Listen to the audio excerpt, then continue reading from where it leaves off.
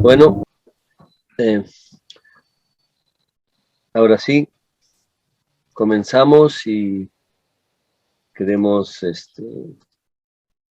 iniciar por darle muy buenos días a todos y muy agradecidos por su participación en este nuevo evento organizado por DS Casa Hierro Abogados, por medio del cual queremos que puedan conocer las oportunidades de inversión en un extraordinario país como es el Uruguay, cuya gente sobre todo, pero también su estabilidad y gran futuro otorga múltiples alternativas a los empresarios peruanos. Y ese es el propósito de este evento, el que quienes nos puedan escuchar vean y analicen, por lo menos desde el plano legal, los aspectos que los empresarios deben tener en cuenta. Para ello, contamos con la participación de destacadas autoridades y profesionales, empezando con la amable participación del señor Luis Antonio Hierro López, excelentísimo embajador del Uruguay en el Perú, cuyas múltiples actividades y antecedentes voy a tratar de resumir en unas cuantas líneas en aras del tiempo y con las disculpas del señor embajador. Él es un político y periodista destacado, quien por sus méritos fuera vicepresidente del Uruguay en el periodo 2000 a 2005, así como también ha sido parlamentario, ministro del Interior y además presidente del Palacio Legislativo y del Senado. El embajador Hierro tiene una vasta trayectoria en distintos medios periodísticos y es autor de libros fundamentalmente vinculados a la historia del Uruguay. Agradecemos igualmente en esta reunión la grata presencia de la señora Inés Bonicelli, subdirectora de Uruguay 21, que es la agencia de promoción de inversiones del Uruguay. Finalmente, también agradecemos muchísimo la destacada participación de nuestros expositores, todos socios y abogados de una firma de abogados, de contadores y notarios, con la cual la nuestra tiene mucha relación y vinculación en el Uruguay, Bernstein Abogados, una de las principales firmas de servicios profesionales del Uruguay, y donde vamos a contar básicamente 5 temas. Vamos a ver los temas societarios para la incorporación de los negocios desde el punto de vista legal en el país. Para ello vamos a contar con la escribana Vanessa Corvini. Vamos a ver temas contables y temas de aperturas de cuentas bancarias, que hoy por hoy no es algo sencillo. Para ello vamos a contar con el contador Sebastián Guido. Y 3 temas adicionales en el tema tributario. El doctor Domingo Pereira nos va a exponer acerca, y los doctores Guzmán Ramírez en temas de regímenes promocionales, que son muy importantes en este país, así como con el doctor Rodrigo Feyó, que nos contará los aspectos laborales del Uruguay.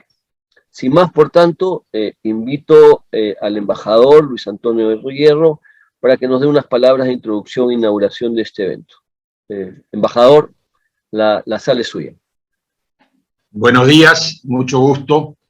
Es realmente alentador estar con todos ustedes para tratar de resumir en breves palabras qué significa Uruguay hoy. Uruguay es una democracia muy afianzada, con un alto respeto por las instituciones, la vigencia del derecho, la independencia del Poder Judicial, el cumplimiento de los contratos. Aún en las épocas más difíciles del país, Uruguay siempre cumplió con sus compromisos internacionales al pie de la letra. A mí me tocó en el año 2002, a propósito de una corrida bancaria proveniente de Argentina, estar en esa disyuntiva, y el presidente de entonces, el doctor Jorge Valle, decía: lo primero será cumplir con los compromisos, con nuestras deudas, con los organismos internacionales. Esa es la tradición uruguaya, que se ha visto reforzada en el último tiempo por un comportamiento político realmente extraordinario de todos los partidos. En Uruguay se ha dado el hecho de que han gobernado partidos de centro, partidos históricos, partidos de izquierda, y ha habido alternancia en el poder, pero todos ellos han mantenido las reglas del juego. las reglas de juego económicas, las reglas de juego políticas y las reglas de juego de la civilización uruguaya, del comportamiento, de la tolerancia. Somos una sociedad abierta, tradicionalmente abierta, y en este sentido el inmigrante, el inversor, el extranjero, siempre es bienvenido, con cordialidad, pero además con facilidades que hablan de un temperamento. En este tiempo hemos enfrentado bien la pandemia. El gobierno de la República evitó las políticas de confinamiento obligatorio y apostó por el contrario a la libertad responsable de las personas. Y esto ha dado un resultado muy interesante, porque hoy tenemos el 75% de la población ya vacunada con segunda dosis, un 30% a más vacunada con tercera dosis, y la pandemia se ha resuelto sin estrujamientos económicos, con lo cual el país hoy está en condiciones de mirar su porvenir inmediato en forma con esperanza, porque precisamente la economía siguió funcionando. El país está procurando abrirse al exterior, oficialmente está haciendo negociaciones con China para lograr un tratado de libre comercio con esa gran potencia. Esto ha significado algunas discusiones en la interna del Mercosur, pero el gobierno está resuelto a proseguir con estas gestiones, con lo cual el pequeño país quiere ubicarse en su rendija en el mundo. Por lo tanto, yo creo que para vivir o para invertir o para hacer negocios desde Perú con Uruguay, hay muchas compañías conjuntas, por suerte, que están haciendo inversiones comunes allá y acá en Perú. Uruguay es una gran opción, es una opción seria, atractiva y creo que muy dinámica. Y bueno, los invitamos a que participen de esta aventura. Muchas gracias. Muchas gracias, embajador, por sus palabras. Son sumamente alentadoras en lo que los peruanos estamos buscando como distintas jurisdicciones para ampliar nuestras inversiones. Antes de darle el pase a cada uno de los expositores de Bernstein Abogados, quiero por favor invitarlos a ustedes a que desde un inicio cualquier interrogante, cualquier pregunta que quieran realizar, lo hagan por intermedio del link de preguntas y respuestas que normalmente, o en inglés Q&As, dependiendo del idioma en que tengan su Zoom, que está normalmente en la parte inferior de su pantalla. Estas preguntas, por favor, no solamente se tienen que extender hacia los expositores, sino al señor embajador, que nos va a poder acompañar hasta cierta hora, porque tiene naturalmente otros compromisos, así como la señora Bonicelli también está apta para absolver cualquiera de las preguntas que tuvieran. Sin más, por favor, Vanessa Corvini, también la sala es tuya. Bueno, buenos días a todos. Gracias por la presentación al Estudio Casa de Hierro. Nosotros vamos a comentarles los vehículos y formas jurídicas que existen en nuestro país para que puedan realizar un negocio o invertir en Uruguay. Vamos a comenzar comentándoles que Uruguay tiene una detallada legislación referida a las sociedades comerciales. Las modificaciones que se han ido incorporando a lo largo de todos estos años atienden a la necesidad de adecuar soluciones de la legislación societarias a las nuevas realidades y a los requerimientos para el cumplimiento de los estándares internacionales. Uruguay, al igual que los países de la región, tiene una regulación específica de cada tipo social con los cuales se puede hacer negocios e invertir. A continuación, vamos a detallar algunos de los vehículos y formas jurídicas que podemos encontrar en Uruguay. Primero, decirles que una sociedad extranjera puede invertir en Uruguay sin necesidad de adoptar ningún tipo jurídico local. Esto es, una sociedad puede venir, por ejemplo, y comprar un bien inmueble en Uruguay, puede abrir una cuenta bancaria, puede tener acciones en una sociedad uruguaya sin que esto implique el ánimo de hacer un negocio, pero sí invertir en Uruguay. Luego tenemos otros instrumentos, otros vehículos jurídicos que sí tienen una estructura.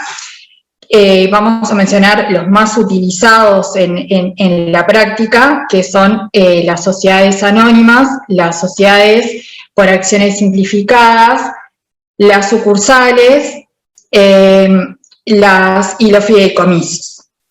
Las sociedades anónimas, Uruguay tiene gran experiencia tanto en la constitución de las sociedades anónimas, pero en la práctica ya desde hace unos cuantos años, por lo que lleva la Constitución en cuanto al procedimiento, que es bastante lento y burocrático, lleva a que se compren los paquetes accionarios en la plaza local.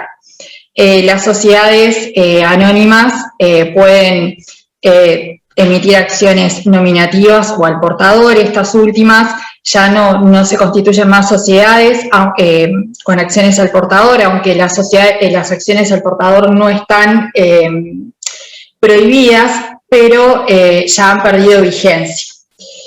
Luego tenemos las sociedades por acciones simplificadas, que este nuevo tipo social data más o menos del 2019. En estas sociedades lo que el legislador de alguna manera priorizó es dar autonomía a la voluntad de los otorgantes.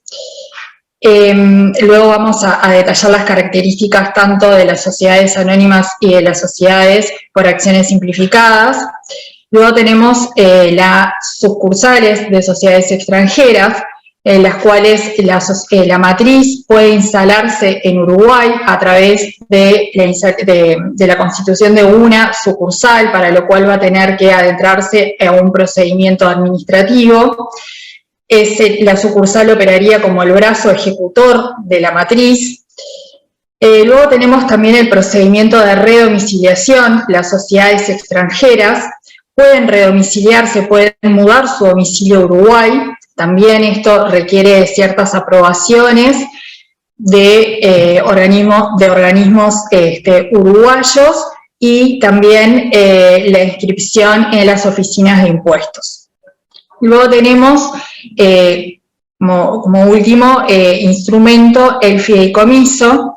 El fideicomiso es utilizado para el desarrollo de emprendimientos, por ejemplo, inmobiliarios, constitución de garantías, administración de patrimonios. Bueno, yendo a lo que es las características generales de las sociedades anónimas y sociedades por acciones simplificadas, podemos decir que pueden ser constituidas por un accionista o varios accionistas. En el caso de las sociedades, cuando se compran las sociedades, como ya tienen el paquete accionario armado y la sociedad está pronta para operar, el accionista puede ser una persona, puede ser una sociedad, puede ser nacional o extranjero. En el caso de las sociedades por acciones simplificadas, y esto es una diferencia con las sociedades anónimas, alcanza con que sea una persona, ya sea física o jurídica, en principio para la constitución de estas sociedades. La responsabilidad de los accionistas es una responsabilidad limitada que va en relación al capital aportado. No hay un mínimo o un máximo en cuanto al capital que se debe aportar en la sociedad. Los administradores de estas sociedades pueden ser también personas físicas o jurídicas, pueden ser nacionales o extranjeros. En cuanto a los administradores, para conocer quiénes son, esto es un registro público, diferencia con lo que son los accionistas que quedan en el registro de la sociedad. sin perjuicio de ello, ya desde el año 2017 todas las sociedades, o la mayoría de ellas, tienen como regla identificar y comunicar al beneficiario final al Banco Central del Uruguay. De todas formas, este registro es un registro confidencial, reservado, que puede ser consultado en algunas excepciones, pero digo, no es un registro público como es el registro cuando se quiere saber, por ejemplo, quiénes son los directores o los administradores de las sociedades. El objeto de las sociedades, tanto de las sociedades anónimas como de las SAS, son objetos amplios que abarcan muchas actividades y que, por ejemplo, en el caso de las sociedades por acciones simplificadas, el legislador optó por lo cual, por ejemplo, el fundador de estas sociedades puede simplemente en el objeto poner cualquier actividad comercial o civil lícita. Entonces les da una idea de que se pueden hacer con la sociedad lo que quieran, o sea, no hay una limitación. Después también comentarles, sobre todo para aquellas personas que están en el exterior, de que se puede actuar a través de un poder. Las sociedades se pueden constituir a través de apoderados. Comentándoles el procedimiento tanto para la compra como para la constitución de las SAS, los estudios en Uruguay son sujetos obligados por la Ley de Prevención del Lavado de Activos, por lo cual el cliente debería completar el procedimiento de debida diligencia interno del estudio. Después debería elegir un nombre societario, se compra, se efectiviza el paquete accionario o se firma el estatuto, bueno, en el caso de las sociedades anónimas o en el caso de las SAS, se indica quién es el accionista y quién va a ser el administrador, y todo ello se comunica tanto al registro de comercio como a las oficinas de impuestos, en nuestro caso la Dirección General Impositiva y Banco de Previsión Social. Como les mencionaba también anteriormente, es necesario identificar y comunicar el beneficiario final al Banco Central del Uruguay.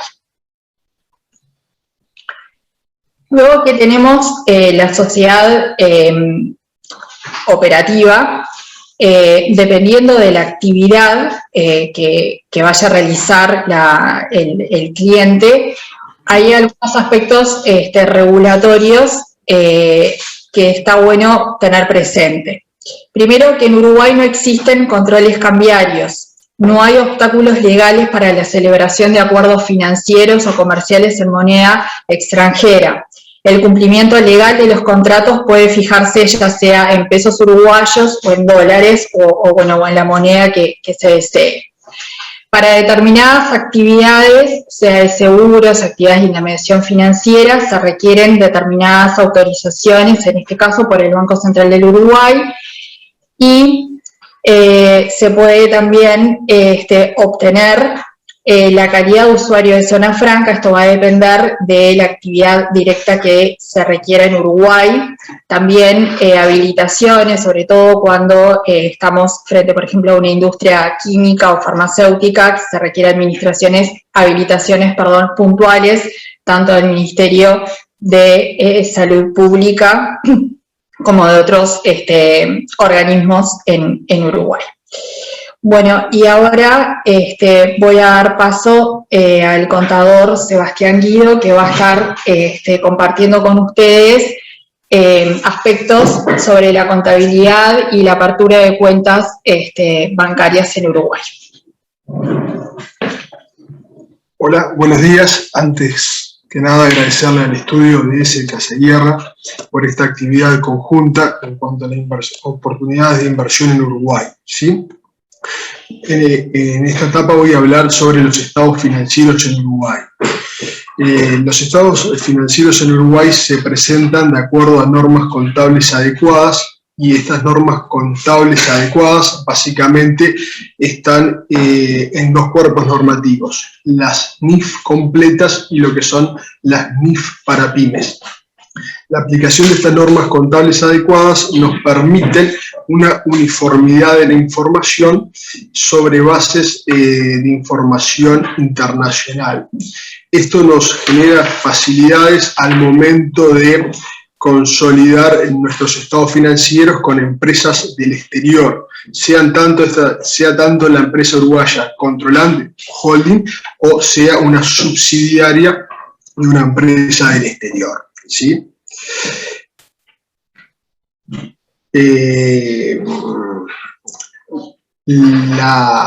Los estados financieros en Uruguay, o la contabilidad, se puede llevar en moneda funcional dólar. La única particularidad que tenemos es que al momento de aprobar los estados financieros se deberán hacer en dos monedas, en dólares y en pesos uruguayos. En cuanto a la consolidación de los estados contables, los estados financieros que se deben aprobar en caso de corresponder la consolidación son los estados financieros consolidados, y los estados financieros individuales acompañan a los consolidados. La normativa contable uruguaya tiene una particularidad en cuanto a los estados financieros individuales, que hace evaluar las inversiones en subsidiarias al valor patrimonial proporcional. Otra de las particularidades que tiene la contabilidad en Uruguay es que en determinadas ocasiones los estados financieros deben ser registrados ante un organismo de control. En el caso de que una sociedad tenga una facturación que supera los 3 millones de dólares, los estados financieros se registran ante este organismo de control, que es la Auditoría Interna de la Nación, cuestión que nos da una gran transparencia de la información contable en Uruguay. Sí, ese umbral que les mencionaba de 3 millones de dólares se ve reducido a $500.000 en caso de que más del 90% de la actividad de la compañía sea de fuente extranjera. ¿Sí? Ahora pasamos al tema de apertura de cuentas bancarias. El sistema financiero uruguayo es un sistema estable, regulado, supervisado por el Banco Central del Uruguay. Dice, no tiene limitación en cuanto a la salida de capital ni en cuanto al control de cambios. En el sistema financiero uruguayo pueden abrir cuentas bancarias tanto personas residentes como no residentes, personas físicas, y personas jurídicas, tanto no residentes como residentes, ¿sí? Para la apertura de la cuenta bancaria para personas físicas no habría mayor inconveniente, es algo ágil en cuanto se presente toda la información que solicita el banco, y una vez que está todo presentado, el trámite debiera ser ágil, ¿sí? En cuanto a las personas jurídicas se dan dos particularidades. ¿Qué pasa? Cuando uno, como decía Vanessa, compra una sociedad desde cero, los procedimientos de Know Your Client son un poco más insistentes en cuanto al banco. ¿Por qué? Porque no tiene antecedentes en cuanto a la nueva compañía. En caso de traer una compañía del exterior a Uruguay, la cual ya tenga un historial de actividad, tenga clientes, ventas, proveedores, en ese caso, la apertura de cuenta bancaria debería ser mucho más sencilla que en el caso de una apertura de cuenta bancaria desde cero. Les agradezco y le voy a dar pase al doctor Domingo Pereira, que va a dar una breve descripción del sistema tributario uruguayo. Bueno, buen día a todos. Antes que nada agradecer a Percy y los demás colegas de Casa Hierro por esta oportunidad que nos dan de promocionar a nuestro país en el Perú como plaza de inversión. Realmente es un privilegio tener la compañía del señor embajador de Uruguay en Perú, el señor Luis Hierro López, también la subdirectora de Uruguay 21, Inés Bonicelli, que también nos acompaña. Realmente es un privilegio, como decía, para nosotros poder esta mañana estar compartiendo este tiempo con ustedes, y obviamente saludamos a toda la gente que nos está mirando desde el otro lado de la pantalla. Como decía Sebastián, yo voy a hacer una exposición muy sucinta del sistema tributario uruguayo, en aquellos aspectos más relevantes. Obviamente, por una cuestión de tiempo, no vamos a poder ingresar en profundidad en el tema, ni siquiera tratar de repente otros impuestos que de repente no puedan ser relevantes, sino que nos vamos a concentrar en aquellos impuestos que pueden ser de interés para una persona del exterior que quiere venir a invertir en Uruguay y necesita conocer, bueno, cuáles son las particularidades de su sistema tributario. En definitiva, cuánto impuesto va a pagar en el país. En ese sentido vamos a hablar del sistema de imposición a la renta, del sistema de imposición al patrimonio, la imposición al consumo y un capítulo final para la tributación de los dividendos, especialmente la remesa de dividendos de utilidades por parte de sociedades uruguayas hacia el exterior.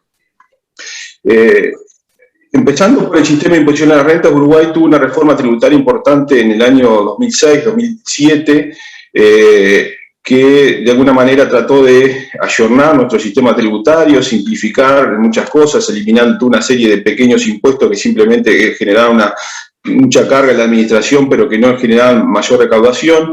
Y en lo que tiene que ver con la imposición a la renta, estableció básicamente 3 pilares. Lo que se llama el impuesto a la renta de las actividades económicas, que grava a las empresas empresariales y de capital obtenidas por sociedad y empresa, lo que podríamos denominar el impuesto a la renta corporativo, un impuesto a la renta de los no residentes, que grava tanto rentas empresariales como de capital y trabajo obtenidas por personas físicas o entidades no residentes que no tengan un establecimiento permanente en el Uruguay, y el impuesto a la renta de las personas físicas, que grava tanto las rentas de capital como de trabajo obtenidas por personas físicas residentes en el país. Nosotros, a los efectos de la exposición, nos vamos a enfocar en los 2 primeros impuestos. Como le decía, el impuesto a la renta de las actividades empresariales, o podría ser el impuesto a la renta corporativo, grava fundamentalmente todo lo que tiene que ver el elenco de sociedades comerciales, sociedades y asociaciones agrarias, fondos de inversión cerrados de crédito, establecimientos permanentes de entidades del exterior, ciertas sociedades de hecho y civiles, grava también a los entes autónomos y servicios descentralizados del dominio comercial e industrial del Estado, lo que serían las empresas públicas. También grava a personas físicas también que realicen una actividad empresarial, o sea que para su labor combina capital y trabajo, y también algunos servicios personales y profesionales en el caso de que se superen determinados umbrales de ingreso. Las rentas que están comprendidas en este impuesto son las rentas empresariales, que en el caso de las sociedades comerciales comprende la totalidad de las rentas, ya sea proveniente del factor exclusivamente trabajo, capital o de la combinación de ambos, y las rentas asimiladas a empresariales por las ventas de inmuebles. La tasa de este impuesto es del 25% que se aplica sobre la renta neta, o sea, no sobre la renta bruta, sino sobre la renta neta, es decir, los ingresos brutos deducidos los costos y gastos deducibles fiscalmente. Y en cuanto al aspecto territorial del impuesto, esto es muy importante mencionarlo, Uruguay sigue afiliado, como lo ha venido haciendo tradicionalmente, al criterio de la territorialidad o de la fuente, con lo cual grava en principio y en general, diríamos, las rentas de fuente uruguaya, o sea, las fuentes generadas dentro del país y no así las generadas en el exterior, con alguna pequeña excepción o salvedad que se ha venido incorporando en estos últimos años, que tiene que ver, por ejemplo, el caso de los servicios técnicos prestados del exterior o alguna actividad de publicidad y propaganda. Pero en general, y en lo que tiene que ver con la renta corporativa, podríamos decir que Uruguay sigue apegado férreamente al principio de la fuente, al principio de la territorialidad, lo cual para determinadas estructuraciones de negocios societarias puede ser muy relevante por algo que vamos a decir más adelante vinculado a la tributación de los dividendos. El otro impuesto que entendemos que pueda ser de interés para un no residente que quiere explorar la posibilidad de invertir en Uruguay es el impuesto a la renta de los no residentes, que como vimos grava tanto a personas físicas como a entidades no residentes que no tengan un establecimiento permanente en el Uruguay. En este caso también las rentas gravadas comprenden rentas empresariales, de capital de trabajo. Las tasas varían en función del tipo de renta. En el caso de las rentas empresariales la tasa del impuesto es del 12%, rentas de trabajo también 12%, rentas de capital 7%. Y en el caso de que la entidad no residente esté radicada en una jurisdicción de bajo o nula tributación, últimamente se ha incrementado esa renta como forma de desestimular la actividad en esas jurisdicciones y se ha establecido una tasa del 25%. En todos estos casos, esta tasa se aplica sobre la renta o el ingreso bruto obtenida por la entidad del exterior, no la renta neta, a diferencia de lo que ocurría en el caso del impuesto a la renta corporativo. También en este caso aplica el aspecto, el criterio de la fuente o territorialidad, o sea, están grabadas en principio las rentas obtenidas puramente en el país, es decir, por actividades realizadas dentro del país o activos explotados en el país o créditos en el país. No así las rentas obtenidas del exterior, con alguna excepción o salvedad también en este caso vinculada a los servicios técnicos y servicios de publicidad y propaganda, cuando estos son prestados a contribuyentes del impuesto a la renta corporativa radicado en el país. En materia de imposición al patrimonio, Uruguay tiene un impuesto que lleva ese nombre, el impuesto al patrimonio. Es un impuesto que grava tanto a personas físicas, núcleos familiares, sucesiones indivisas, como también a contribuyentes del impuesto a la renta corporativa, o sea, sociedades, empresas y también entidades no residentes. El patrimonio gravado, que es objeto de gravamen, surge de la diferencia entre los activos radicados en el país, comprende solamente los activos radicados en Uruguay, no en el exterior, valorados fiscalmente, a lo cual se deducen determinados pasivos que el impuesto permite deducir, que como está referido ahí en la diapositiva, básicamente lo que tiene que ver con el impuesto al patrimonio de las empresas, que pienso que es lo que puede ser de mayor interés, básicamente son los pasivos que se pueden deducir, son pasivos con bancos, otras instituciones financieras, deudas comerciales, deudas por tributos y para tributos no vencidos, y un elenco muy acotado, digamos, de pasivos que se pueden deducir. Las tasas del impuesto en lo que tiene que ver con, reitero, el impuesto al patrimonio corporativo, tanto para entidades residentes, por ejemplo, una sociedad residente, como para una entidad no residente, es del 1/5 sobre el patrimonio gravado. Y en el caso de entidades radicadas en jurisdicciones de baja o nula tributación, esa tasa salta al 3% como forma de también, como decía antes, desestimular el uso de estas jurisdicciones. En materia de imposición al consumo, Uruguay tiene básicamente dos impuestos: impuesto al valor agregado, impuesto plurifásico, que los contribuyentes son fundamentalmente las empresas, prestadores de servicios personales y profesionales, y también sujetos no residentes por determinadas actividades que realicen en el país y que sean objeto de imposición por el impuesto a la renta de los no residentes. Las actividades que están comprendidas en el impuesto básicamente son la circulación interna de bienes, prestación de servicios, las importaciones y la agregación de valor a inmuebles. Las tasas, hay una tasa mínima para ciertos productos y servicios del 10% y una tasa básica del 22%. Pasando al otro impuesto, el IMESI, impuesto específico interno, que es un impuesto al consumo, pero es monofásico porque grava la primera enajenación de determinados productos, como ustedes pueden ver ahí, bebidas alcohólicas, cosméticos, cigarros, vehículos, combustibles, etcétera. O sea, grava esa primera enajenación o afectación al uso propio. Los contribuyentes son los fabricantes o importadores de esos bienes. Las tasas, el elenco de tasas es muy variado porque depende del producto y también, al igual que los otros impuestos, tiene un alcance territorial, es decir, grava las enajenaciones realizadas en el país o las importaciones y no grava así las exportaciones, al igual que el IVA. Por último, y para terminar, la tributación de los dividendos, ¿no? Los dividendos que distribuya tanto una sociedad uruguaya, tanto para personas físicas residentes en Uruguay como personas físicas o entidades del exterior, tienen un mismo tratamiento.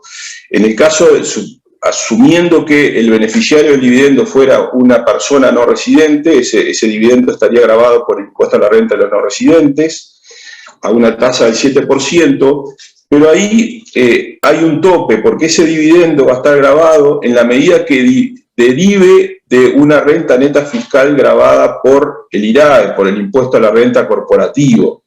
Por tanto, si hay una sociedad uruguaya que por alguna razón tiene sus rentas exoneradas o no obtuvo rentas o su renta neta fiscal es cero, el dividendo que distribuya no va a estar gravado. ¿Ah? Para poner un ejemplo numérico, supongamos que una sociedad obtuvo contablemente una ganancia de 100, pero su renta neta fiscal gravada fue de 50, y si esa sociedad distribuye esos 100 de ganancia, no van a estar gravados, la tasa del 7% no se va a aplicar sobre esos 100 que se distribuyen, sino que se va a aplicar sobre los 50, que es el monto de la renta neta fiscal, que va a operar como tope.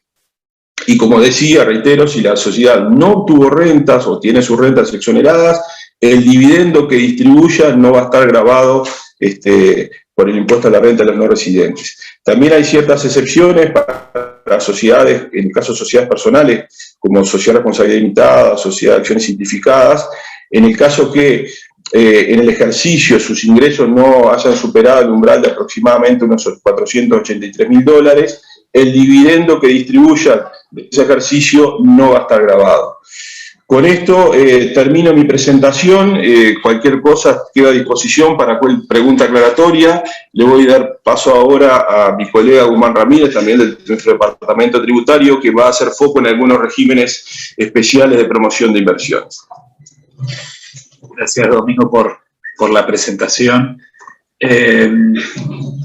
Justo se dio la casualidad de que esta semana, el día lunes, comenzamos a dar una charla en una de las zonas francas que hay aquí en Uruguay, especializada en servicios, llamada Zona América. Y precisamente una de las cosas que nosotros mencionábamos es, bueno, hay algunos países que las plataformas de inversiones con incentivos tributarios pueden no ser tan relevantes como en Uruguay. En Uruguay este tipo de plataformas hacen a la esencia del sistema tributario. De hecho, existen desde hace ya algunos años. Y no solo hacen a la esencia, sino que pueden considerarse como instrumentos tradicionales, clásicos, en el sentido de que vamos a ver, por ejemplo, el régimen de zona franca existe desde fines de la década de los 80. Sí, ha sufrido algunas modificaciones, pero en general el sistema se mantiene intacto.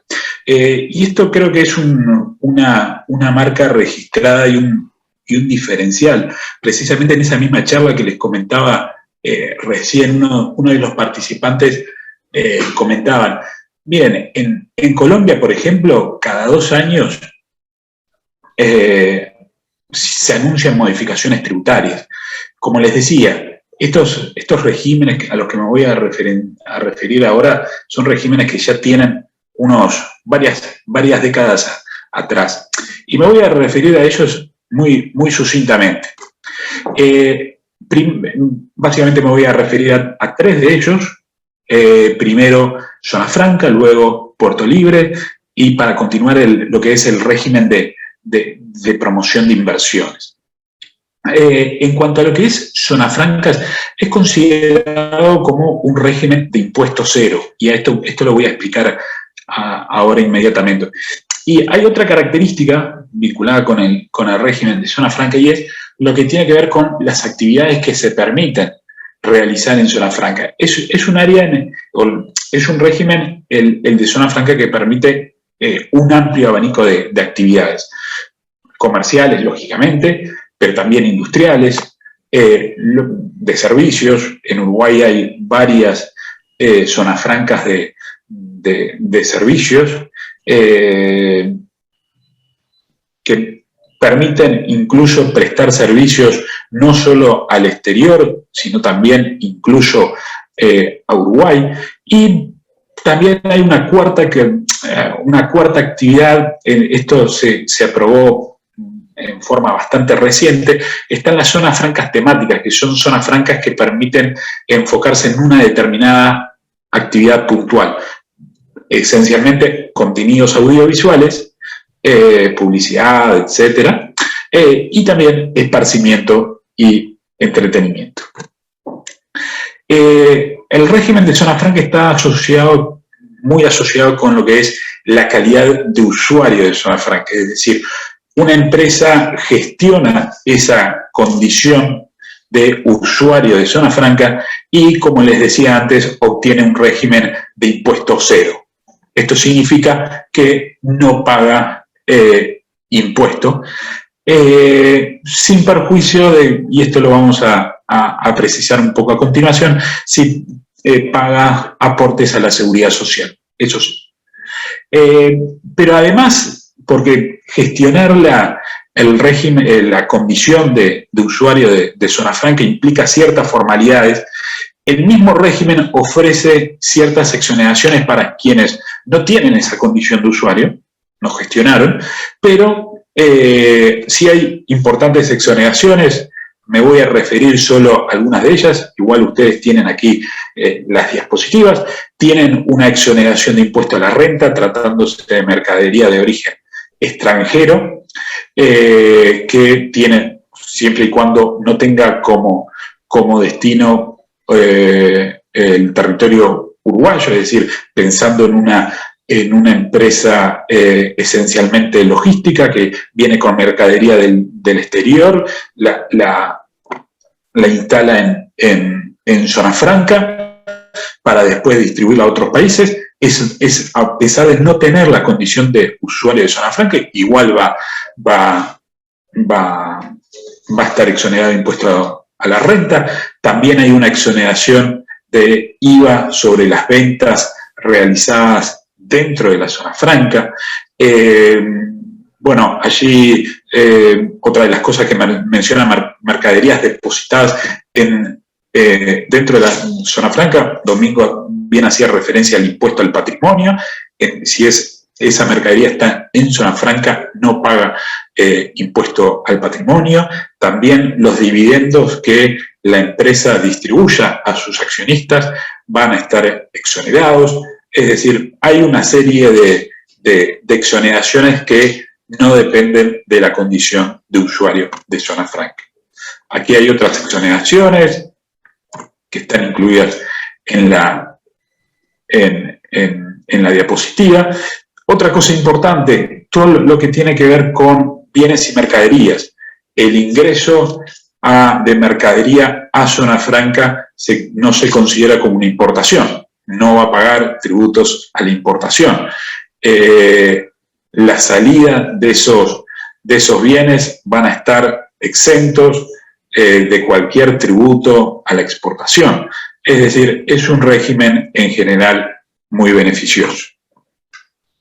Esto es simplemente vinculado con lo que tiene que ver con el personal extranjero. También hay beneficios tributarios para aquellos empleados que trabajen en zona franca. Pueden no pagar aportes a la seguridad social, pueden no pagar impuesto a la renta de las personas físicas. Y eso es en esencia el régimen de zona franca. Hay otros dos que también son muy importantes. Uno, el vinculado con Puerto Libre. Naturalmente es un régimen que beneficia a las empresas que operan en Puerto Libre, que operan en puerto, más concretamente en los puertos que son los principales puertos de Uruguay, y también se ha extendido este régimen a las empresas que operan dentro del Aeropuerto Internacional de Carrasco. En esencia, ¿cuáles son los beneficios que se concedan a las empresas que operan en puerto? Cuando yo hablo de puerto, entiendan esta referencia también referida a aeropuerto. La mercadería que ingresa está exenta de impuesto, siempre y cuando no ingrese al mercado uruguayo, no paga ningún impuesto. La venta de mercadería realizada, de esa mercadería depositada en puerto o aeropuerto, tampoco va a pagar impuesto, no paga IVA. Tampoco paga impuesto al patrimonio, y la empresa nuevamente tampoco paga impuesto a la renta en la medida que esa mercadería esté destinada al exterior. Hay algunas diferencias con el régimen de zona franca. En esencia, para no extenderme, el régimen de zona franca permite una mayor cantidad de actividad. El régimen de Puerto Libre esencialmente está pensado para actividad logística. Y esto quizás habría que matizarlo, pero para operar en Puerto Libre no es necesario tener un vehículo societario local, basta con contratar un operador portuario debidamente autorizado. Y finalmente, unos comentarios respecto del régimen de promoción de inversiones. Básicamente es un régimen que otorga tanto beneficios automáticos como beneficios específicos. Los beneficios automáticos tienen que ver con aquella compra de bienes destinados al ciclo productivo, también la compra de equipamiento para el procesamiento electrónico, va a estar exonerado de impuesto al patrimonio, de IVA. Y también hay otros beneficios que son específicos. ¿Por qué específicos? Porque están previstos para determinados sectores. Hay una infinidad de sectores que han sido promovidos bajo la Ley de Promoción de Inversiones. Allí les menciono simplemente algunos. Los beneficios de cada sector varían de cada sector a otro, pero hay son una gran cantidad de sectores que reciben beneficios bajo esta ley. Y también hay lo que se llaman beneficios especiales por proyecto, es decir, una empresa interesada en invertir en Uruguay presenta un proyecto y el Ministerio de Economía le da exoneraciones, básicamente, nuevamente, es exoneración de impuesto al patrimonio, sobre los bienes muebles de activo fijo, sobre las obras civiles, tampoco paga tributos a la importación, obtiene una devolución del IVA incluido en las compras locales, y finalmente una exoneración de impuesto a la renta que depende de varios factores en función de cuánto empleo generan, cuántas exportaciones genera, desarrollo de investigación. Y bueno, ahí simplemente hay algunos aspectos vinculados con los límites que tiene la exoneración de impuesto a la renta. Pero me he extendido más de lo previsto. Les agradezco la atención. Ahora voy a dejar al doctor Rodrigo Felló, quien es integrante del Departamento Laboral, quien les va a comentar un poco los aspectos laborales en Uruguay. Muchas gracias, Guzmán. ¿Qué tal? Buenos días, ¿cómo están? Primero que nada, agradecerles a todos ustedes la atención que ya han tenido con nosotros en esta exposición. Agradecer la iniciativa y la participación de personas tan importantes en este webinar que hemos preparado. Ahora voy a compartir con todos ustedes un panorama bastante general que me permita esta breve exposición para comentarles un poco cómo es el régimen del derecho laboral acá en nuestro país, en Uruguay. Lo primero para comentarles es que el derecho laboral en nuestro país va a ser aplicable a todas las relaciones de carácter dependiente, el trabajo dependiente. La llave de paso del derecho laboral en Uruguay sigue siendo el tradicional criterio de la subordinación jurídica, por más, obviamente, de que las nuevas realidades, las nuevas formas de prestar servicios han han requerido que el derecho laboral se siga actualizando y busque nuevas formas, nuevos criterios, nuevas reglas de aplicación ante las nuevas realidades de trabajo. Quizá la más típica es la tercerización, y por eso, por su importancia, voy a comentar sobre cómo ha sido regulado ese tema en Uruguay en unos minutos. Otro aspecto importante es que el derecho laboral uruguayo no está codificado. Las reglas, la normativa aplicable es dispersa, en muchos casos es antigua, que data desde principios del siglo XX. Y también juega un importante aspecto la autonomía negocial de las partes. ¿Por qué digo esto? Porque en el derecho laboral uruguayo, si bien las leyes, los decretos, las regulaciones establecen normativa mínima que debe ser cumplida en las relaciones laborales, se deja un espacio muy importante para la autonomía negocial, la negociación entre las partes de cómo va a ser, cuáles van a ser, cómo van a ser las reglas que rijan esa relación.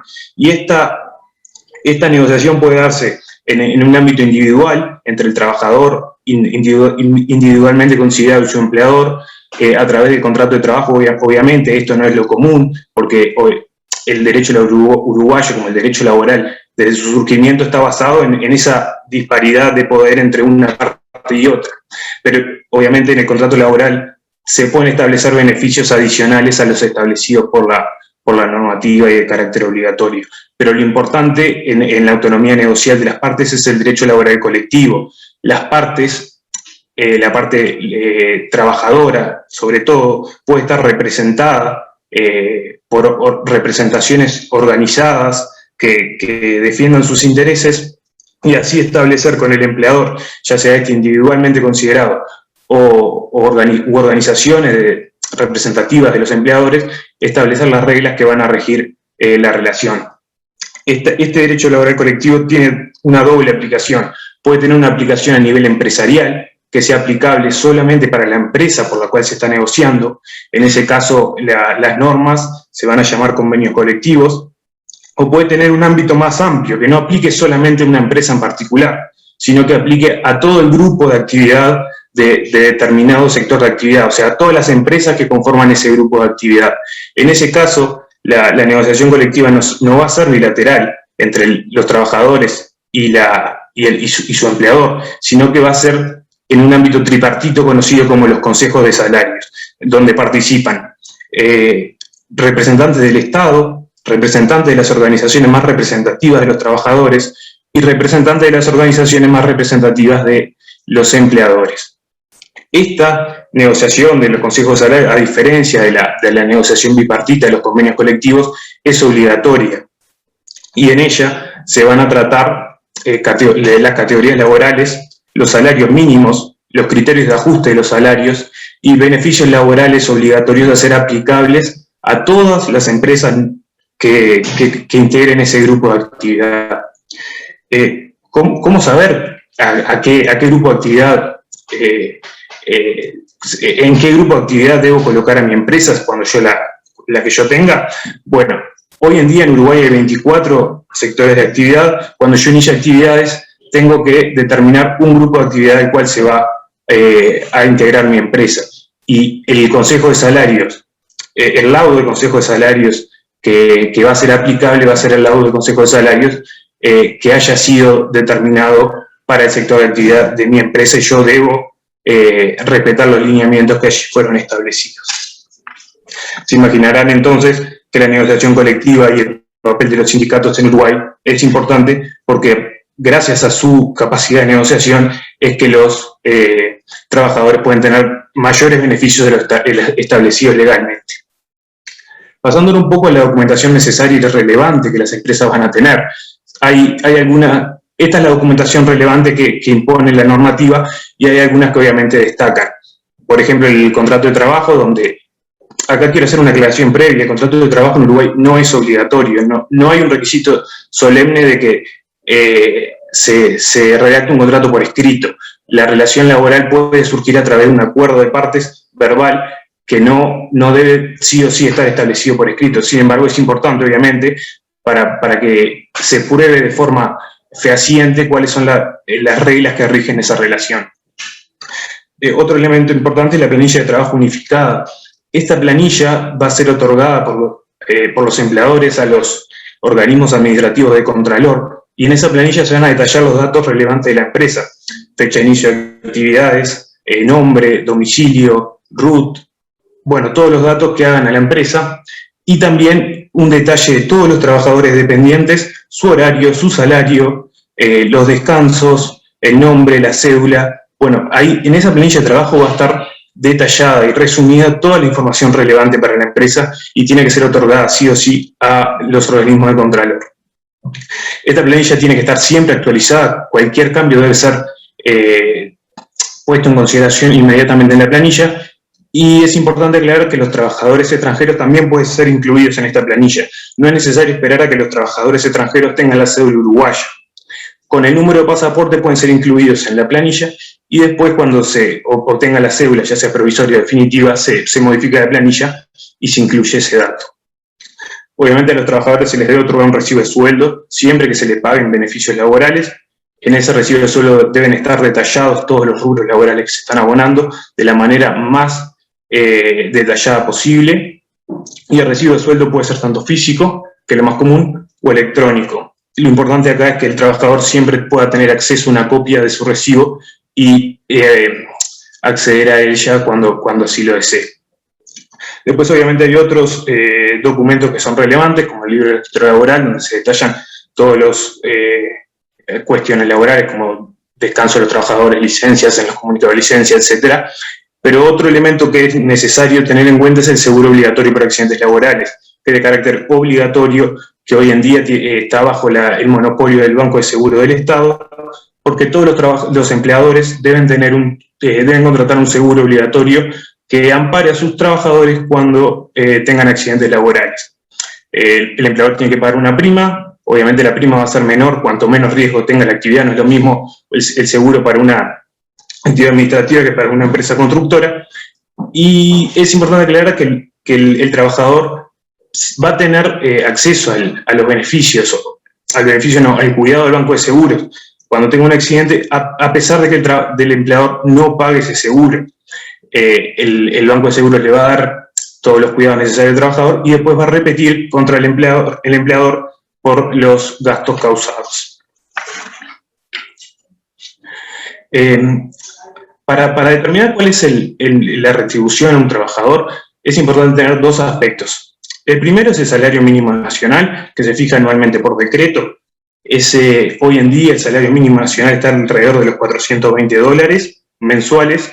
Y lo otro a considerar es el salario mínimo establecido por el Consejo de Salarios para el grupo de actividad.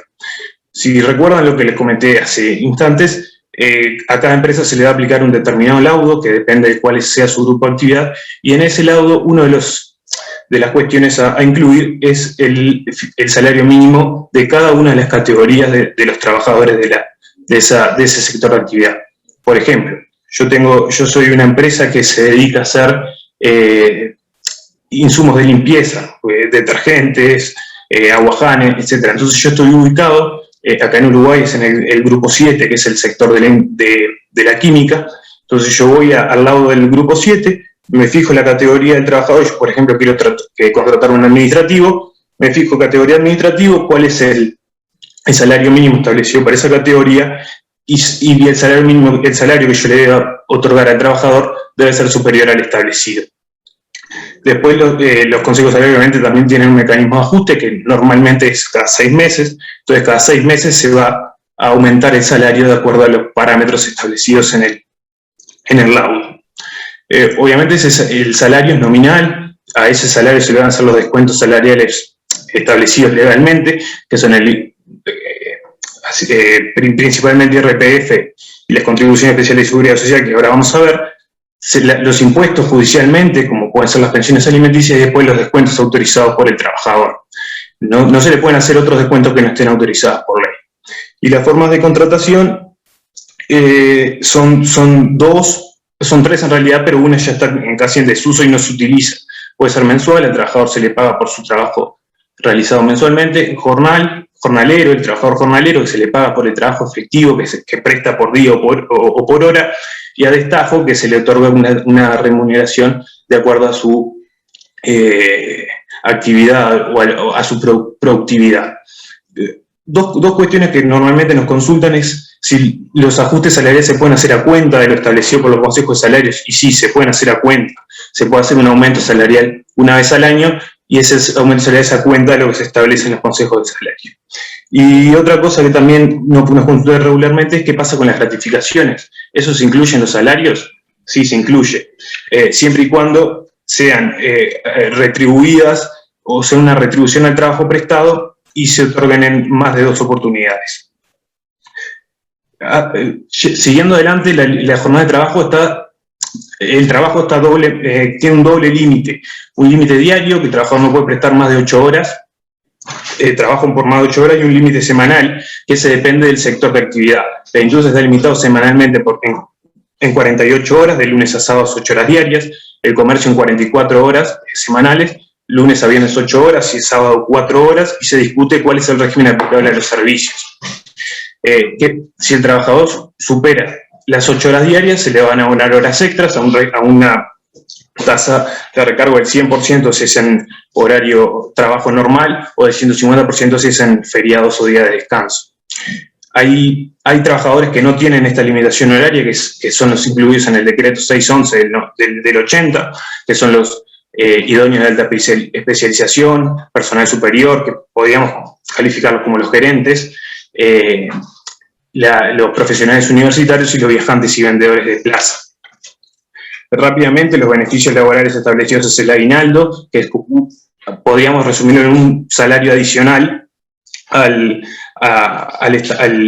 los que normalmente perciben el año el trabajador. Sería como un 13º salario. La licencia, que el trabajador tiene derecho a 20 días de descanso pagos por el trabajador, generados durante el año trabajado inmediatamente anterior. El salario vacacional, que es un beneficio equivalente al 100% del jornal líquido. Después, por feriados no laborables pagos, hay 5 legalmente establecidos. Obviamente se pueden establecer, el empleador puede establecer otros, y hay veces que los consejos de salarios establecen un feriado no laborable pago exclusivo para esa actividad. Por ejemplo, el trabajo rural del 30 de abril es un feriado no laborable pago. Y la nocturnidad, el trabajo realizado por más de 5 horas entre las 10 de la noche y las 6 de la mañana, tiene un recargo del 20%. Rápidamente, porque sé que se me está acabando el tiempo, la finalización de la relación laboral a través del despido, en principio, es libre e incausado. O sea, el empleador no tiene que dar explicaciones de por qué despide al trabajador. Ahora, cuando despide al trabajador, obligatoriamente debe darle una indemnización tarifada, y que se calcula en base al salario de la antigüedad del trabajador. Esta indemnización tiene un límite de 6 mensualidades o de 150 jornales. Y cuando hablo de mensualidades o jornales, no incluye solo el salario, sino todo lo que genera el trabajador en un mes o en un jornal. Lo que genera de licencia, lo que genera el salario vacacional y lo que genera de aguinaldo. La excepción al pago de esta indemnización es la notoria mala conducta, que es un hecho grave o una sucesión de hechos menores que hacen imposible la continuación de la relación laboral. De todas maneras, hay cuestiones particulares que hacen que la indemnización por despido sea mayor, como el caso de despidos abusivos, o el trabajador que es despedido después de accidente de trabajo o después de estar enfermo, pero esas son cuestiones particulares que tienen que ser consideradas. Y ya para terminar, el tema de la tercerización, que yo les dije que era importante, imagino que en Perú la regulación sea similar, sea en el caso de que una empresa principal contrate una empresa para que sean los trabajadores de esa empresa contratada los que le presten servicios a la empresa principal. El derecho laboral uruguayo establece que la empresa principal va a ser responsable por los beneficios laborales, seguridad social y el seguro obligatorio del Banco de Seguros que les había mencionado anteriormente. Va a ser responsable por el tiempo en que los trabajadores prestaron servicios a la empresa principal. Por ejemplo, si estuvieron en planilla 5 años para la empresa contratada y solamente prestaron servicios 2 meses para la empresa principal solo va a responder por esos 2 meses. Y yo dije que la empresa principal siempre es responsable por esos costos laborales. El tema es que su responsabilidad va a ser limitada, va a pasar a ser subsidiaria y no solidaria con la empresa contratada, siempre y cuando controle toda la documentación relevante que habíamos visto anteriormente, siempre y cuando esa documentación sea controlada por la empresa principal, la documentación de la empresa contratada sea controlada por por la empresa principal, la responsabilidad va a ser subsidiaria y no solidaria. Esto quiere decir que el trabajador debe ir obligatoriamente primero contra la empresa contratada y después, si ésta es insolvente, puede reclamarle a la empresa principal. Y por último, acá les dejo un cuadro para que ustedes vean más o menos cuáles son los costos que la empresa debe tener en cuenta para contratar a un trabajador. Si yo quiero entregarle un salario líquido de $1.000 al trabajador, que hoy en día son 43.000 pesos, pueden ver en estos cuadros que el costo al final no va a ser $1.000, va a ser aproximadamente $1.500. Y con esto doy por finalizada mi exposición. Espero que les haya quedado un poco más claro el régimen general laboral uruguayo, y me quedo a disposición, al igual que todos mis compañeros, para contestar sus consultas. Muchas gracias por la atención. Muchas gracias, Rafael. Muchas gracias a todos, a Vanessa, a Sebastián, a Domingo, a Guzmán por su participación. Queremos terminar esto de aquí con algunas preguntas que nos han llegado rápidamente, dado que el tiempo nos está ganando. Quería comenzar con una pregunta al señor embajador, y esta es una curiosidad que tenemos todos los peruanos, que nos cuente un poquito cómo ha sentido su embajada y su consulado el interés en los últimos tiempos de peruanos de ampliar sus fronteras de negocios y eventualmente criterios migratorios hacia Uruguay. Tal vez una sensibilidad, un sentimiento sobre eso para que sepamos, ¿no? Sí, claramente hay una demanda muy importante de información.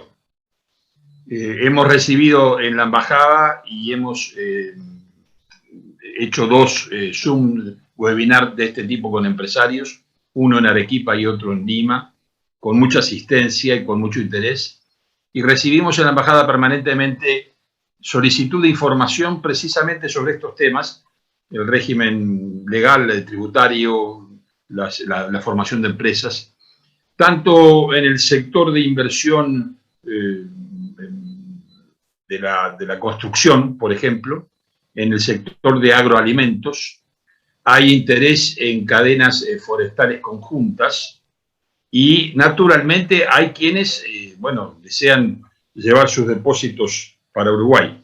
Ayer tuve un Zoom con el economista Julio Velarde, el presidente del Banco Central, y me decía que precisamente, según las informaciones que ellos disponen, Uruguay ha sido una de las plazas favorecidas por esta corriente que en los últimos meses, ha significado que salgan de Perú 13.000 millones de dólares. Y esto se debe, yo creo, que a ese atractivo que tiene Uruguay de dar garantías y transparencia. En todo caso, los pasos próximos que Uruguay y Perú van a dar van en favor del clima de negocios. Estamos hablando con las autoridades peruanas para hacer un tratado que impida la doble tributación. Perú tiene varios de estos tratados y Uruguay los tiene por su lado, pero entre Uruguay y Perú no hay régimen de doble tributación y queremos instalarlo. Se va a profundizar, según nos dicen las actuales autoridades peruanas, el libre comercio a través del Acuerdo de Complementación Económica número 58 Perú-Mercosur, que ya tiene una vasta gama de productos desgravados, pero eso se va a profundizar en el tiempo. Y hay proyectos de cooperación comunes entre los gobiernos en materia de gobierno electrónico, suministro de agua potable, tecnologías, que van a incentivar el clima de negocios. Por lo tanto, yo creo que hay un ambiente propicio, más allá de las actuales incertidumbres que Perú puede arrojar por su orientación. Más allá de eso, creo que hay un clima de, búsqueda de negocios que va a ser positivo en los próximos años. Muchísimas gracias, y aprovechando la amable participación de la señora Inés Boricelli, como repito, la subdirectora de Uruguay 21, quería hacer una pregunta, complementando lo que ha dicho el embajador, y que nos pueda contar brevemente cuáles son las fortalezas que impulsa su organización en relación a las bondades y oportunidades que da el Uruguay para invertir. Bueno, muchísimas gracias, gracias por la invitación. Bueno, un poco algunas de las bondades ya las comentó el embajador al principio en su introducción. Cuando nosotros recibimos inversores en nuestra agencia, generalmente parte de lo que comentamos es lo que él mencionaba, la seguridad jurídica, la seguridad institucional, la estabilidad, todos factores que dan confianza al inversor. Entonces, por un lado, todo lo que hace a la confiabilidad de Uruguay como país es uno de los atributos y de los atractivos que más busca el inversor, sobre todo el inversor regional. Eso por un lado. Por otro lado, también la comentaron todos los profesionales que hablaron después, todos los beneficios y los incentivos fiscales y los beneficios a la inversión, así como, les pido disculpas que me está sonando acá el otro programa. Esos incentivos, siempre decimos lo mismo, ayudan, pero no son decisorios. Generalmente los incentivos que tienen que ver con la confiabilidad, nosotros llamamos de acceso, el hecho de que Uruguay esté en la misma zona horaria que el resto de América y sobre todo que Estados Unidos, a nosotros nos da muchas ventajas en todo lo que es exportación de servicios. Estamos prácticamente en el mismo uso horario que Estados Unidos, sobre todo Uruguay exporta muchos servicios, especialmente tecnología, a Estados Unidos. Entonces, el estar en esta zona horaria también es un beneficio. El hecho, el acceso en cuanto a que somos el país situado geográficamente entre Brasil y Argentina, para todo lo que tiene que ver con logística y con distribución y centros de distribución regionales, es también otro atractivo, porque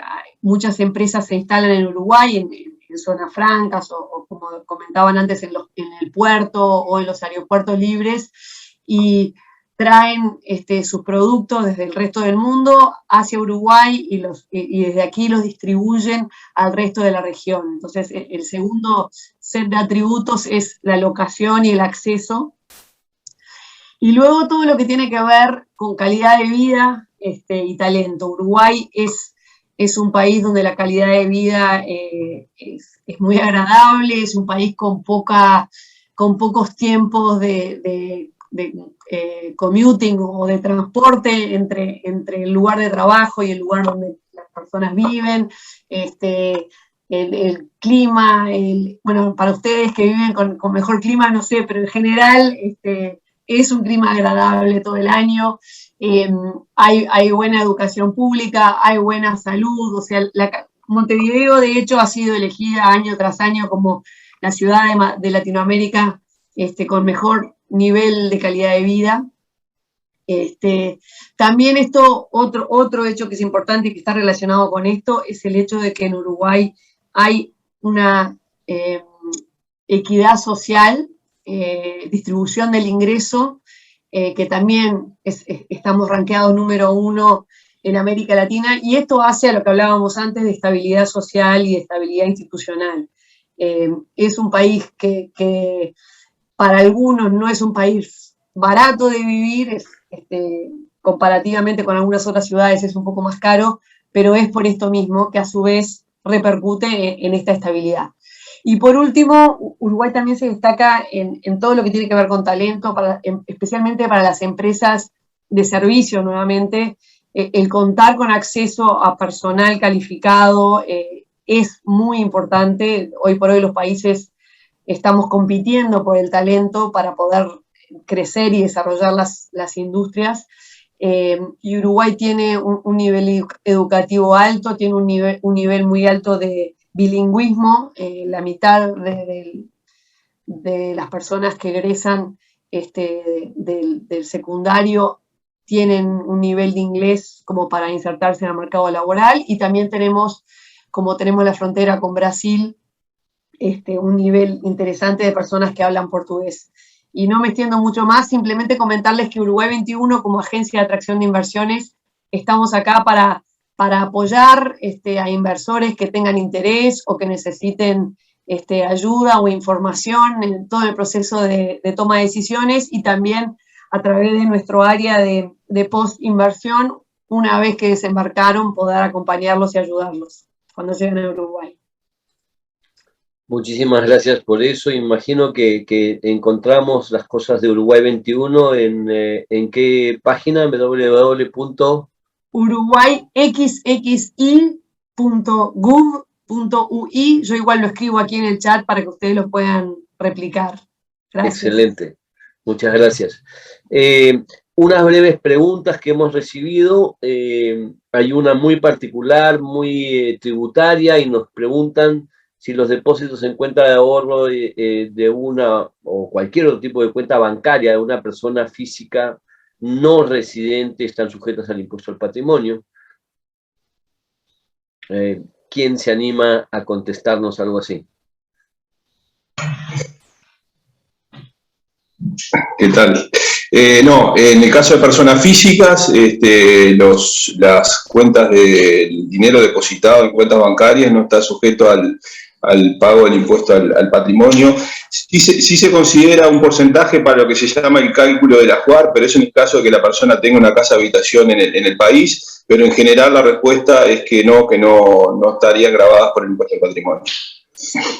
Ok, tal vez siguiendo contigo, Domingo, ya que están ahí intercalando puestos, y no hacer mucho cambio de futbolista dentro de entrada y salida del campo. Nos preguntan acá si el criterio de territorialidad que ha adoptado Uruguay, que significa que solamente están grabadas las rentas de fuente uruguaya, permite algún tipo de estructuración societaria que pueda optimizar costos fiscales. Bueno, sí, como decía, a nivel corporativo, el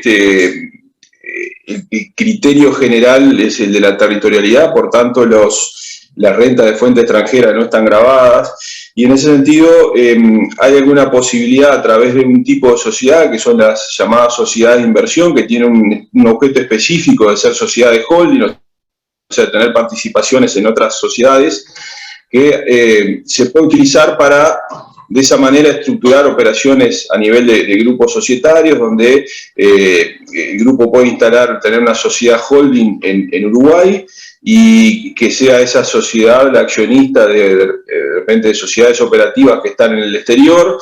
En ese caso, la renta que obtenga la sociedad uruguaya proveniente de esas otras sociedades del exterior no van a estar grabadas por impuesto a la renta en Uruguay, y a su vez luego, cuando la sociedad holding uruguaya distribuya el dividendo a sus accionistas, ya sean locales o del exterior, como le decía cuando hice la exposición, ese dividendo tampoco va a estar grabado porque no deriva de una renta grabada por impuesto corporativo, porque es una renta de fuente extranjera. Por tanto, ni la sociedad uruguaya va a pagar impuestos, y a su vez cuando luego distribuya sus dividendos hacia el exterior, tampoco esos dividendos van a estar sujetos a retención en el país. Tenemos acá una pregunta práctica para Vanessa. ¿Cuánto tiempo se demora en la constitución de una sociedad anónima o una SAS? Algo muy sencillo. Como les comentábamos, la constitución de una sociedad anónima puede llegar a demorar varios meses, por lo que la práctica es la compra del paquete accionario. La compra del paquete accionario con las comunicaciones a los distintos organismos puede llegar a involucrar más o menos una semana. Y después tenemos las sociedades por acciones simplificadas, que bueno, ahí también por cuestiones de práctica puede también involucrar más o menos una semana, 10 días. En la compra. Bueno, las sociedades por acciones simplificadas no las compramos, las constituimos. Okay. Las sociedades anónimas sí las compramos. Perfecto, perfecto. Muchas gracias, Vanessa. Tenemos una pregunta, dos preguntas para Sebastián Guido, ¿no? Parece que no se ha entendido o de alguna manera, ¿qué es lo que se entiende por una cuenta puente? Una cuenta puente, ¿qué pasa? Las aperturas de cuentas bancarias en Uruguay, como les decía, tanto para las personas físicas residentes como no residentes, son muy sencillas, y para las empresas, cuando tienen un historial de una empresa del exterior, que abren una cuenta acá, son sencillas. Lo que pasa con los bancos es que los bancos, cuando te piden que hagas la apertura, te piden que declares ingresos y egresos. La idea de los bancos es que, vamos a dar un ejemplo, si entran 100, al otro día no salen los 100. En ese caso, el banco es bastante restrictivo en abrir cuentas, que lo único que hacen es entrar plata por Uruguay y al otro día, al día siguiente, plazo terminado, sale la plata para afuera. En ese caso, cuando uno está en la apertura de cuenta, el banco no te va a abrir. Otra pregunta para ti, Sebastián. Como sucede acá en el Perú, ¿es posible en Uruguay a todas las empresas, sean que lleven contabilidad en moneda local o en moneda extranjera, emitir facturas en otro tipo de moneda? Sí, acá es posible emitir facturas comerciales en cualquier tipo de moneda, sea dólares, euros, pesos argentinos, soles o lo que fuera. Sí, es posible. Esa es la respuesta. Ok, muchísimas gracias. Tenemos una pregunta, Sebastián, de ahí, para Guzmán. Preguntan sobre las exoneraciones que pueden darse para las empresas de trading internacional. Sí, nosotros mencionamos, por razón de tiempo, nos limitamos a algunas plataformas, pero sobre todo a Zona Franca y Puerto Libre, pero hay alguno otro, especialmente el trading internacional, como le decía, todos estos regímenes tienen muchos años, lo cual viene en consonancia con lo que decíamos antes. El régimen tributario uruguayo brinda seguridad jurídica, son normas que prácticamente no se han modificado en décadas. En esencia, lo que es decía Domingo, el IRAE se calcula sobre la renta de fuente uruguaya, y a los efectos de la actividad de trading internacional, esto es lo que se considera trading internacional tradicionalmente como compra y venta de mercadería sin tocar territorio uruguayo, es decir, una empresa se instala en Uruguay, compra mercadería en el exterior, la vende a otra entidad del exterior y esa mercadería nunca ingresa a territorio uruguayo. Lo que se establece ahí es un régimen especial para el cálculo del impuesto a la renta. ¿Por qué? Porque solo se considera como monto grabado el 3% de la diferencia de precio de venta y precio de compra. Es decir, solo se considera como base de cálculo una mínima cantidad de la operación. Eso significa 25% sobre 3%, la tasa efectiva real es muy baja, 0,75%. Es decir, no es una exoneración total, pero es como si lo fuese. Muchas gracias. Y hay una curiosidad que se ha presentado en el tema laboral, Rodrigo Feijóo. Acá en el Perú, por práctica y por regulación, yo diría que el 99% de los contratos, salvo que sean contratos muy especiales para gerencias muy altas, etcétera, no se realizan por escrito. Simplemente los trabajadores entran en la planilla y en ese momento lo único que tiene que hacer el empleador es cumplir con darle todos los derechos y beneficios laborales sin tener que tener contratos escritos. Hay unos supuestos en los cuales sí tienen que haber, pero son los menos. ¿Cómo funciona esto en Uruguay, Rodrigo? de la misma manera, a grandes rasgos, porque, como les comentaba, el contrato escrito no es un requisito de solemnidad en Uruguay. Tú puedes prestar servicios a cualquier empresa mediante un acuerdo verbal con el patrón. Acuerdan, bueno, vos vas a trabajar de lunes a viernes de 9 a 6 de la tarde y vas a ganar 30.000 pesos. Bien, ok, lo acepto, no firman nada y bueno, obviamente todo eso después vas a tener la contrapartida de cómo probar ese acuerdo de partes que hubo y cómo tú le pagaste en regla todos los beneficios al trabajador. Por eso nuestra recomendación es siempre tener un contrato firmado, no solo al inicio de las actividades, sino también cuando se modifican las condiciones originalmente pactadas. Entonces, eso va a ser nuestra recomendación siempre es dejar todo por escrito.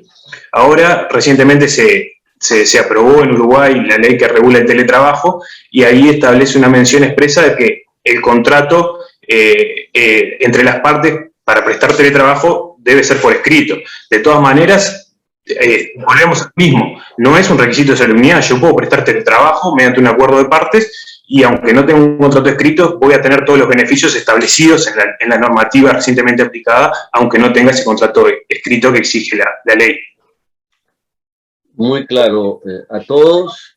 Hay algunas preguntas más, pero en horas de respetar el tiempo que nos hemos previsto, queremos agradecer la presencia del embajador, que como mencioné, él tenía un compromiso exactamente a las 10:30.